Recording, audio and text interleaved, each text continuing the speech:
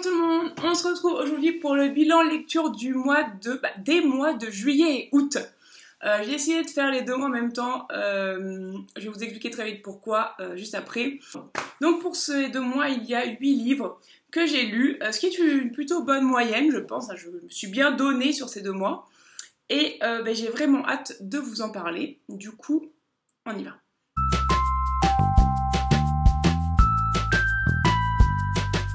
Alors, c'est pas du tout compliqué en fait ce qui va se passer. Il se trouve qu'au mois de juillet, je n'ai rien lu. Enfin, alors, c'est-à-dire que j'ai essayé de lire des choses, mais je ne les ai absolument pas finies, donc j'ai 0 livre au compteur pour le mois de juillet à vous présenter. C'est-à-dire que j'ai quand même réussi à lire 9 choses au mois d'août, ce qui est plutôt pas mal, je trouve. Bon, en fait, c'est pas totalement vrai parce que le premier livre que je vais vous présenter, je l'ai commencé en juillet, enfin j'ai réussi à en lire à peu près la moitié en juillet. Pourtant l'histoire me plaisait vachement mais j'arrivais pas à avancer, je pense que j'avais plein d'autres soucis en tête et ça allait pas à ce moment-là. Et du coup je me suis rattrapée en août et j'étais plutôt contente. Il s'agit des Gentlemen Bastards, donc les salauds gentilshommes, le tome 1, Les mensonges de Locke Lamora, de Scott Lynch. Et j'ai adoré ce tome 1, franchement j'ai adoré. Même s'il est énorme, il fait genre plus de 800 pages, et que j'ai eu du mal à le lire, j'ai adoré ce bouquin. Le personnage principal, donc Locke Lamora, est une petite crapule très ambitieuse, horrible, que j'adore. J'ai aimé que dans ce tome 1, on nous livre plein d'indices sur son background sans jamais tout nous dire. Ça donne encore plus envie de lire la suite. J'ai aimé le panache de ce personnage, qui en fait est un voleur, dans une ville de voleurs, avec, en gros c'est un peu la pègre là-bas. Mais qui est assez intelligent pour se dire je ne vais voler que des gens riches parce que c'est tellement la honte pour eux qu'ils pourront jamais le dire et du coup personne ne cherchera jamais à m'attraper et c'est ce qui se passe et on va le suivre. Donc en fait on va suivre en parallèle le nouveau coup qu'il a monté pour détrousser un des hommes les plus riches de la ville, avec en parallèle des flashbacks sur son enfance et comment il est devenu le Locke Lamora que l'on suit aujourd'hui. Et j'ai trouvé ça absolument génial. C'était trop bien, les personnages, et il y avait tellement de personnages secondaires auxquels je me suis attachée, qui étaient trop bien menés, même les riches qui sont en gros nos ennemis dans l'histoire, puisqu'on s'attache beaucoup à Locke Lamora, sont super bien faits. Enfin, j'ai adoré ce bouquin. Si vous avez envie de vous lancer, je pense, dans une trilogie vraiment sympa, de fantasy, allez-y, c'était trop cool. Ensuite, vous l'avez vu dans le bilan, vous l'avez vu dans le book haul du mois d'août, j'ai acheté Tokyo Ghoul le tome 1 et je l'ai dévoré sitôt que je l'ai eu. Et je ne regrette pas du tout d'avoir acheté ce tome 1 parce que même si certains designs sont un peu différents, donc notamment le design de Ken, le personnage principal, on retrouve vraiment tout ce qu'il y avait, enfin tout ce que j'avais vu et aimé dans l'animé. Avec des petites choses en plus, c'est très bien fait, l'animé jusque-là est très fidèle, en tout cas au tome 1. Et je pense que je vais vraiment me procurer la suite très rapidement, surtout qu'il me semble que la série est assez courte puisqu'elle ne fait que 10 tomes. Et j'ai vraiment hâte de voir ce que ça va donner parce que je pense que c'est vraiment le genre de manga que j'ai envie d'avoir dans ma bibliothèque et de pouvoir dire « Ils sont trop bien, je les ai lus, lisez-les ». Voilà. Ensuite, j'ai lu, enfin relu serait plus exact, Notre-Dame des Loups d'Adrien Thomas aux éditions Helios, enfin dans cette édition-là, qui est un petit bijou. J'ai envie de vous dire, si vous ne l'avez pas lu, foncez. Donc déjà, il est même pas gros, hein. Oui, je mis des marque-pages dedans parce que voilà. Il est pas gros et il est absolument génial parce que chaque chapitre correspond à un personnage. Et chacun de ces personnages fait partie de ce qu'on appelle une vénerie. Et ce sont des chasseurs de loups-garous. Et voilà, et ils vont partir sur les terres américaines. Voilà, c'est la mission de leur vie. Ils sont là pour détruire les loups-garous, pour empêcher l'infection de se répandre. Et ils ont des règles très précises que vous découvrirez au fil du livre. Et on va les suivre comme ça parce qu'ils sont à la recherche de la dame, de Notre-Dame des Loups, donc la première loup-garou, celle qui est à l'origine de l'infection. Et donc on va suivre plein de personnages. On va suivre Wurm, un Allemand dont la famille est spécialisée de la chasse aux loups-garous depuis des décennies et des générations. On va suivre Jack, le maître de la chasse, celui qui les guide et qui décide de ce qu'ils font. On va suivre Evangeline, qui est une ancienne esclave noire qui a un pack de chiens monstrueux pour buter les loups-garous, trop cool. On va suivre Winters, un jeune cow-boy qui a rejoint la vénerie. On va suivre un Irlandais aussi, qui est le premier personnage que l'on va entendre parler, parce que c'est celui qui a le premier chapitre, et qui s'appelle, j'ai oublié son nom, ah oui, Arlington. J'ai beaucoup aimé, je me suis énormément attachée à ce personnage. Voilà. Et on va suivre enfin une jeune femme qui est une indienne, native des Amériques, qui a vu son peuple en fait, tout entier, sa tribu tout entière se faire décimer par Notre-Dame-des-Loups. Et on va suivre en fait leur avancée dans la traque et leur dissension plus ou moins interne. Et j'ai envie de vous dire que le premier chapitre, enfin la fin du premier chapitre déjà, c'est choc. Je m'y attendais pas du tout. Et ça m'a vraiment retourné le cerveau. Et voilà, ce petit livre se lit très vite, mais il vaut vraiment le coup parce que vous allez être surpris du début à la fin. Vraiment, chaque personnage a une voix qui lui est propre. Et il a des choses à dire qui sont différentes, qui sonnent justes, qui sont... Voilà, on est happé par ces personnages très vite, alors pourtant ils ont tous un seul chapitre. Voilà, tout est dit. Ensuite, je vais vous présenter les livres que j'ai lus qui faisaient partie de mon challenge de lecture de l'été. Donc il y avait pas mal de livres dedans que j'avais dit que je voulais relire, notamment les Eragon, que je n'ai pas eu le temps de relire, mais ils sont très bien passés dans ma liste de lecture là. Par contre, j'ai commencé L'échiquier du mal de Dan Simon. Et je ne l'ai pas fini parce que c'est assez conséquent, mais j'ai lu le premier livre. En fait, l'intégrale contient les 3 livres. Donc j'ai lu le premier livre et j'ai adoré. Vraiment, c'était tout ce que j'attendais et plus encore parce qu'il a su me prendre au dépourvu. Et donc on va suivre les aventures... Non, les aventures.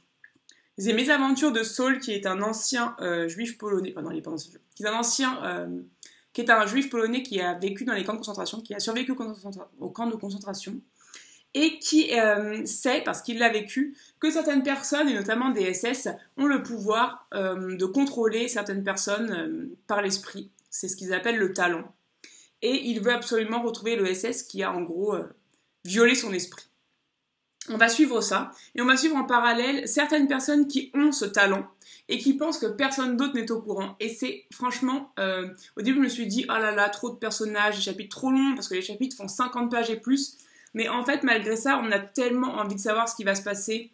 Je comprends même pas comment les gens ont pu survivre à ces livres-là quand ils ont été publiés individuellement et pas en intégrale, tellement j'ai dû me forcer à faire une pause pour lire d'autres choses, parce que je pense que j'aurais fait une overdose de nazis méchants et de gens avec de talent et de recherche policière, tellement c'était trop cool. L'univers est super génial parce qu'il arrive à mêler habilement science-fiction et thriller, et c'est vraiment très très cool, et j'ai très très hâte de me mettre à la suite. Le deuxième livre de mes challenges de l'été, enfin en tout cas de ma pile à lire d'été que je voulais lire, c'est La Cité des Anciens, la deuxième intégrale de Robin Hobb. Et alors là, je dois vous dire que autant j'avais bien aimé sans plus la première partie, où je trouvais que l'univers était génial, mais les personnages pas terribles, autant celle-là m'a rendu complètement dingue. J'étais en folie furieuse, c'était trop bien. Parce que du coup, maintenant que l'univers est bien posé, l'auteur prend vraiment le temps de se pencher sur ses personnages, et c'est génial. Donc on va suivre personnellement un peu plus précisément certains personnages, notamment Timara, qui est une jeune fille du désert des pluies, et donc qui est marquée, et qui est mise un peu au banc de sa société, parce qu'elle a des écailles un peu partout. Et du coup, elle décide de s'engager avec des dragons pour leur faire trouver la cité perdue de Kelsingra. Ça, c'est le tome 1. Et donc là, ils sont un peu au milieu de leur périple, ils pensent qu'ils sont perdus, mais ils savent pas trop, ils sont en train de se dire qu'en fait, ça se trouve, les dragons savent pas du tout où ils vont et que Kelsingra n'existe plus du tout. Et du coup, en fait, la vie en communauté s'organise, et ces gens, ils vivent, enfin voilà, ils sont très nombreux, et ils vivent un peu tous ensemble. Et du coup, il y a un peu des intrigues amoureuses qui essayent de se nouer. Et j'ai été, mais tellement agréablement surprise, parce qu'il y a beaucoup d'intrigues gay, lesbienne, bi, tout ce que vous voulez, enfin queer as fuck. C'était beaucoup trop cool. Des personnages principaux se révèlent très naturellement homosexuels, et c'était trop bien. Enfin, c'était oui, mais oui, c'était ça. Pourquoi tous ces personnages qui se révèlent en fait être attirés par des gens du même sexe, j'avais pas vu qu'ils étaient comme ça, parce que ça paraissait tellement normal que voilà. Et j'étais très étonnée de voir ce genre de sujet traité dans du Robin Hobb, et c'était vraiment une agréable surprise parce que c'est très bien traité. C'est quelque chose dans cet univers-là qui est accepté, qui est normal. Ça ne choque personne, c'est même... Enfin, c'est tellement normal que ça n'a même pas besoin de leur faire relever un sourcil à un personnage. J'ai trouvé ça vraiment génial.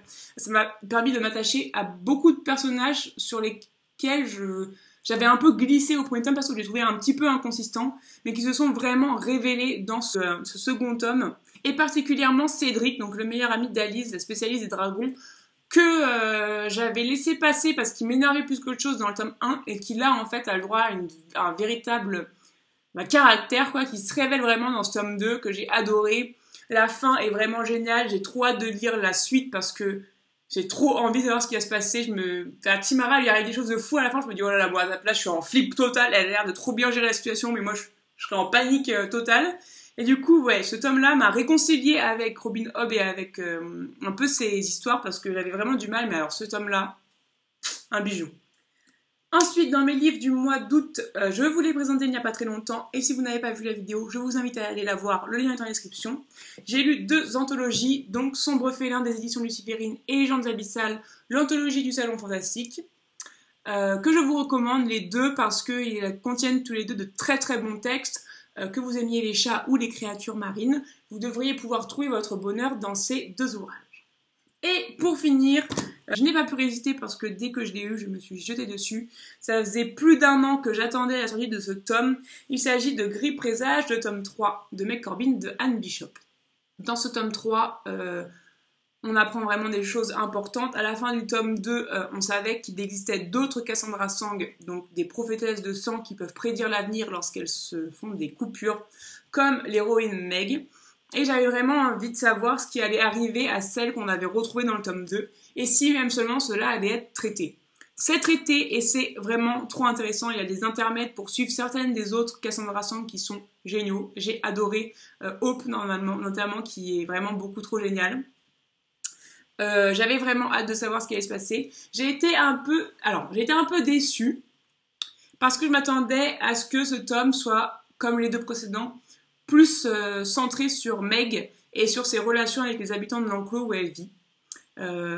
Et en fait, non. Il y a beaucoup de politiques terra indigènes, donc des créatures qui peuvent se transformer en animaux, qui vivent avec elle. Notamment beaucoup d'histoires politiques et... avec Simon, le chef de l'enclos et tout ça. Voilà, je m'attendais à plus de Meg et j'ai eu plus d'autres personnages, mais au final, c'était pas plus mal. D'autant plus que je sais qu'il y aura une suite, ce n'est pas la fin, ce n'est pas une trilogie. Et surtout, à la fin de ce tome 3, l'auteur introduit de nouveaux personnages qui sont, à mon avis, très très prometteurs. Parce que donc, dans cet univers, en fait, les humains sont juste tolérés par les terras indigènes, qui sont en fait des animaux, on peut dire ça, enfin, ça peut être des loups, des corbeaux, des renards, ça peut être un peu n'importe quoi, des ours que vous voulez, qui ont la capacité de se transformer en humains, mais qui restent quand même des animaux. Et parmi ces terrains indigènes, il y a les autres, et c'est un peu, c'est pas leur dieu, mais presque. Et ces autres-là ne vivent pas du tout au contact des humains, ils vivent dans les forêts, très profondément au cœur des terres, mais ce sont eux qui peuvent décider ou non d'éradiquer une espèce totale. Et il y a un passage qui m'a fait rire parce qu'il disait oui, les dinosaures ont régné sur la Terre, mais les autres étaient déjà là à l'époque, et au final, les dinosaures, eux, ne sont plus là. Cherchez pourquoi. Du coup, voilà, ces nouveaux personnages, donc les autres, viennent de faire leur apparition dans l'histoire. Au tout début, ils ne sont qu'évoqués, et à la fin, ils apparaissent vraiment, et j'ai vraiment hâte d'en savoir plus sur eux, parce que je sens que ça va être génial. Voilà, c'est tout pour ce bilan lecture assez conséquent. J'espère qu'il vous a plu. J'étais vraiment contente d'être sortie de ma panne de lecture du mois de juillet, parce que ça devenait vraiment pesant. Et je me suis bien rattrapée, je suis assez fière de moi. Surtout que j'ai lu beaucoup de bonnes choses, et que je sais que c'est pas fini. Du coup, voilà. N'hésitez pas à me dire en commentaire si vous avez lu certains de ces ouvrages et s'ils vous ont plu. Est-ce qu'il y a des livres que vous aviez prévu de lire cet été et que vous avez réussi à lire? Est-ce que vous avez tous réussi à les lire ou pas? Moi, c'était un peu l'échec, mais je suis quand même contente parce que j'en ai lu 2 sur les 5 que j'avais prévus. Donc c'est correct. C'est pas ouf, mais c'est correct. Voilà. Sur ce, je vous embrasse très fort et je vous dis à très vite pour une prochaine vidéo. Ciao!